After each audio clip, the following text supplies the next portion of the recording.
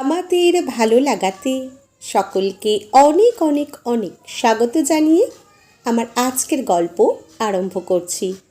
আজকের গল্প পরকীয়া। গল্পটি তাহলে শুরু করি। সন্ধেবেলা ডিউটি থেকে ফিরে অভিনাশ ফ্রেশ হয়ে খবরের কাগজটা হাতে নিয়ে সোফায় বসে। সুমিতা ওরফে সুমি নিত্যদিনের মতো অভিনাশের জন্য এক কাপ চা এনে অভিনাশের সামনে টেবিলটায় রাখে। খবরের কাগজ পড়তে পড়তে চায়ের দিকে ধ্যানই নেই অভিনাশের। একটু পরে সুমি এসে বলে, কি হয়েছে বলো তো তোমার? চা ঠান্ডা হয়ে গেছে সে খবরও নেই। চা ছাড়া তো তোমার খবরের কাগজ চলেই না। কি এত মনোযোগ দিয়ে পড়ছো?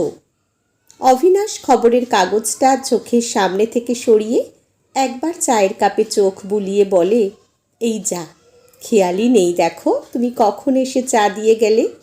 আমি ঠান্ডা চাই খেয়ে নিচ্ছি, তোমাকে আর কষ্ট করে গরম করে আনতে হবে না। ঠান্ডা চা কী করে খাবে? দাঁড়াও আমি গরম করে আনছি। তারা দরকার হবে না, বউয়ের হাতের বানানো চা ঠান্ডা হলেও হট লাগে। এটা যাদের বিয়ে হয়নি তারা বুঝবে না। সুমিতা এক ফালি হাসি দিয়ে বলে, তুমি একজন এত সিরিয়াস পুলিশ অফিসার হয়ে এত রোম্যান্টিক কী করে হতে পারো সেটা তোমাকে না পেলে জানতেই পারতাম না কখনো। কেন, পুলিশের মনে প্রেম নেই বুঝি? পুলিশ ভালোবাসতে জানে না নাকি? নিশ্চয়ই জানে, কোনো ডাউট নেই। আচ্ছা, কি পড়ছিলে বলনি তো? ঘরে 15 দিনের নতুন বউ রেখে অন্য মহিলার সাথে নিখোঁজ জামাই, এটাই কাগজে ছাপিয়েছে। এটা কোনো নিউজ হলো? আর তুমি এসব দেখছো কেন?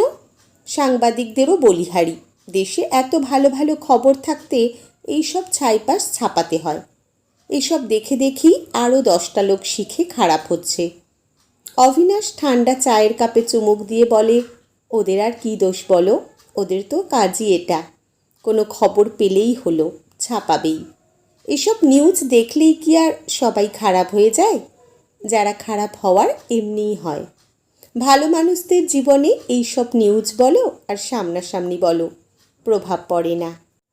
সুমি পিছন থেকে অভিনাশের গলা জড়িয়ে ধরে বলে, তবু তোমার এত দরকার নেই এইসব নিউজ পড়ে।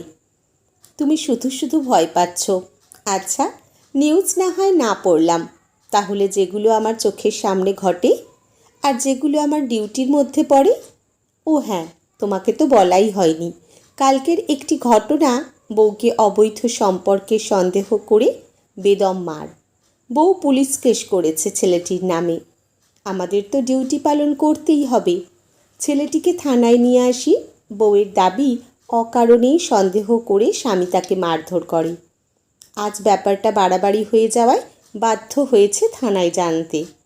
ছেলেটার চেহারা দেখে যা মনে হলো দুজনেই উল্টোপাল্টা হয়েছে।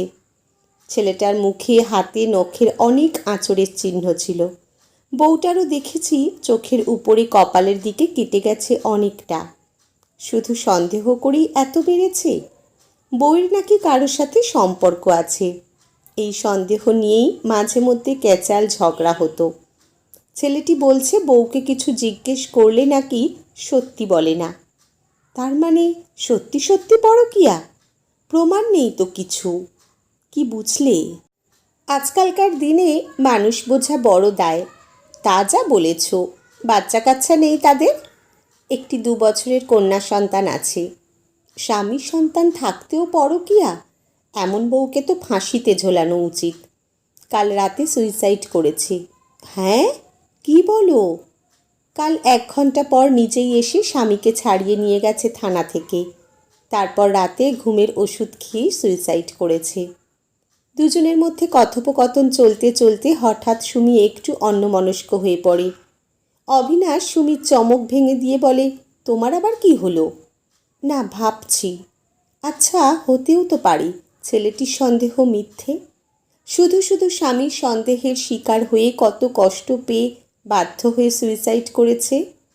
সত্যিই যদি সে কারোর সাথে পরকীয়া করত, তাহলে তার সাথে পালিয়ে না গিয়ে সুইসাইড করবে কেন? হতে পারে, এটাও তো হতে পারে ছেলেটির সন্দেহ সত্যি। স্বামীর কাছে ধরা পড়ে এখন হয়তো বাঁচতে চায়নি। নয়তো তুমিই বলো, শুধু শুধু কারোর উপর সন্দেহ হবেই কেন? আর তাদের মধ্যে এই নিয়ে ঝগড়া এর আগেও অনেকবার হয়েছে। তাও ঠিক, মাঝে মাঝে তোমার কী যে হয়ে যায় তুমি নিজেও জানো না। আচ্ছা, তুমি আমাকে কখনো সন্দেহ করো না তো? অবিনাশ সুমির কাঁধে হাত দুটো রেখে বলে, কি যে বলো না তুমি, তোমাকে কখনো সন্দেহ করতে পারি? তোমাকে আমি দীর্ঘ 11 বছর ধরে চিনি। 6 বছরের প্রেম আর 5 বছরের বিবাহিত জীবন। তোমাকে সন্দেহ করার প্রয়োজনই নেই। সুমিও অবিনাশের কাঁধে হাত রেখে বলে, এত ভরসা করো তুমি আমার ওপর?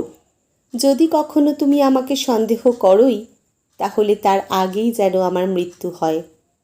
অবিনাশ সুমির ঠোঁটে আঙুল চেপে বলে, ছি ছি, কখনো এমন কথা মুখে আনবে না। তোমার কিছু হলে আমি তো পাগল হয়ে যাব। তাহলে তো তোমাকে একটা পাগল করা রেসিপি করে খাওয়াতে হয়, তোমার ফেভারিট বিরিয়ানি। তোমার হাতের বিরিয়ানি আমাকে কি পাগল বানাবে? পাগল তো আমি সেদিনই হয়ে গেছি যেদিন তোমাকে প্রথম দেখেছিলাম। আবার পাগল হয়ে যাব কখনো যদি তুমি আমার কাছ থেকে হারিয়ে যাও। সুমি অবিনাশের নাক চেপে বলে, তুমি সত্যিই একটা পাগল। আচ্ছা শোনো, কালকে তোমাকে ডিউটিতে যেতে হবে না। কেন? কাল একটা ইম্পর্ট্যান্ট মিটিং আছে, সব ডিপার্টমেন্টকে ডাকা হয়েছে, না গেলে চলবে না। থাক, অরুণবাবু তো তোমার ক্লোজ একজন পুলিশ অফিসার, তাকে বললে একটু সামলে নেবে না? এর আগেও তো কতবার তোমাকে সাহায্য করেছেন। তা নেবে, কিন্তু কাল আছেটা কি শুনি? সারপ্রাইজ রইল না হয়। কালকের দিনটা শুধু তোমার আর আমার। প্রতিদিন তো তোমার কাজ আর কাজ। ডিউটিতে গেলে আমার কথা তোমার মনেই পড়ে না? কে বলেছে মনে পড়ে না? তোমাকে কখনো ভুললে তো মনে পড়ার কথা উঠবে। তুমি আমার এইখানে আছো। বুকের বাঁ পাশে আঙুল দিয়ে দেখিয়ে দেয়। সুমি বলে, তাহলে কালই দেখা যাবে কোথায় আছি। অবিনাশ বলে, হ্যাঁ দেখে নিও। সুমি বলে, কাল তোমার মনে শুধু আমি থাকব, অন্য কেউ না। কোনো কাজ নয়, কোনো ডিউটি নয়, শুধু আমি। পরের দিন সকালে ঘুম ভাঙলে বিছানায় শুয়ে শুয়েই অবিনাশ অপেক্ষা করে সুমির ডাকের। প্রতিদিন সুমি অবিনাশকে ঘুম ভাঙিয়ে ডেকে তোলে, কিন্তু আজ এখনও সুমি ডাকেনি। আধো আধো ঘুমে হাতড়িয়ে ফোনটা হাতে নিয়ে দেখে 9:30 বাজে। তারপর একটা মুচকি হেসে নিজে নিজেই বলে উঠে, হয়তো সারপ্রাইজ রেডি করছে। পাগলি একটা, বলে আবার কিছুক্ষণ ঘুমিয়ে নেয়। 10টা বেজে গেছে, এখনও সুমি ডাকতে এলো না। সুমির ডাকার আর অপেক্ষা করতে না পেরে অবিনাশ ভাবে, আজ নিজেই উঠে সুমিকে সারপ্রাইজ দিয়ে দেবে। বিছানায় উঠে বসতেই অবিনাশের চোখের সামনে খুব কাছে একটা ঝুলন্ত লাশ দেখে অবিনাশ বিছানা থেকে ভয়ে ছিটকে পড়ে যায়। প্রায় 5 মিনিট পরে হুঁশ ফেরার মতো অবস্থায় অবিনাশ সুমি বলে এক চিৎকার করে উঠে সুমির ঝুলন্ত দেহটাকে জড়িয়ে ধরে। পুলিশ যখন লাশ নামাতে ব্যস্ত, অবিনাশের মাথায় তখন একটাই প্রশ্ন, কে এসে? কে এসে? আমি কিছু টের পাইনি কেন?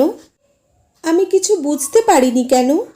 সুমি এটা করতে পারে না, কিছুতেই করতে পারে না। এটা আমার সুমি হতে পারে না। এটা কি করে হতে পারে? এটা হওয়ার কথা ছিল না। পুলিশ সুমির লাশ নিয়ে চলে যায় ময়না তদন্ত করার জন্য। না, অবিনাশ সঙ্গে যায়নি। তার ভিতরে এখন রহস্যের উদ্ঘাটন চলছে। কনস্টেবল একটি চিরকুট অবিনাশের হাতে দিয়ে বলল, স্যার, এটা ঘর থেকে পাওয়া গেছে। তাতে ইংরেজি বড় বড় অক্ষরে লেখা রয়েছে, সরি। তারপর একটু ছোট বাংলা অক্ষরে লেখা রয়েছে, তুমি ঠিকই বলো, আমি কোনো ভুল করলে কখনো সেটা বুঝতে পারি না, যদি না তুমি সেটা ধরিয়ে দাও। পারলে আমাকে ক্ষমা করে দিও। ইতি, তোমার প্রিয় সুমিতা। চিঠি পড়তে পড়তে অবিনাশের মাথার পিছন দিকটাতে হঠাৎ জোরে একটা আঘাত লাগলো। ভাবনার কোনো তল খুঁজে পাচ্ছে না, নিজেই নিজের মাথায় আঘাত করতে শুরু করলো। ঘরের সব জিনিস ছুঁড়ে ফেলতে লাগলো। মুহূর্তের মধ্যে সুমির 5 বছরের সাজানো ঘরটিকে ধ্বংস করে ফেলেছে। সুমির আর অবিনাশের কাঁচের এক ফ্রেমে বন্দি বিয়ের ছবিটিতে কিছুক্ষণ হাত বুলিয়ে নিমেষে টুকরো টুকরো করে ফেলে। চোখ দুটো নিমেষের মধ্যে রক্ত লাল হয়ে ওঠে। অবিনাশের মাথা কাজ করছে না, মনে হচ্ছে মাথার ভিতরে তার ছিঁড়ে যাচ্ছে। অবিনাশ মাথায় দু হাতে দিয়ে শক্ত করে চেপে ধরে। না, অবিনাশ স্থির হতে পারছে না। নিজেকে পাগল পাগল লাগছে। তার ভিতরে এখন দাবানল দাউ দাউ করে চলছে। তার ভিতরে এখন একটাই প্রশ্ন, কে এসে? কে এসে? না, সারা ঘর তছনছ করেও কোনো প্রমাণ পেল না অবিনাশ। ঠিক তখনই অবিনাশের ফোন বেজে ওঠে। অবিনাশ নিজেকে সামলে নিয়ে একটু শান্ত হয়ে একটা দম নিয়ে ফোনটা কানে ধরে। ফোনের ভিতর থেকে একটি নারী কণ্ঠস্বর অবিনাশের কানে ভেসে আসে। শুনছি তোমার বউ মারা গেছে। এখন তো আমাকে তোমার কাছে রাখতে কোনো আপত্তি নেই পুলিশবাবু। অবিনাশ একটু বিরক্ত হয়েই বলে, এইদিকে আমার বউ মারা গেছে আর তুমি এখন পীড়িতের কথা বলছো শশীর বউ? আমি তোমাকে পরে কল করব, এখন রাখি। আজকের গল্প এখানেই সমাপ্ত। কলমে লক্ষ্মী সরকার, পাঠে জয়তী। ধন্যবাদ।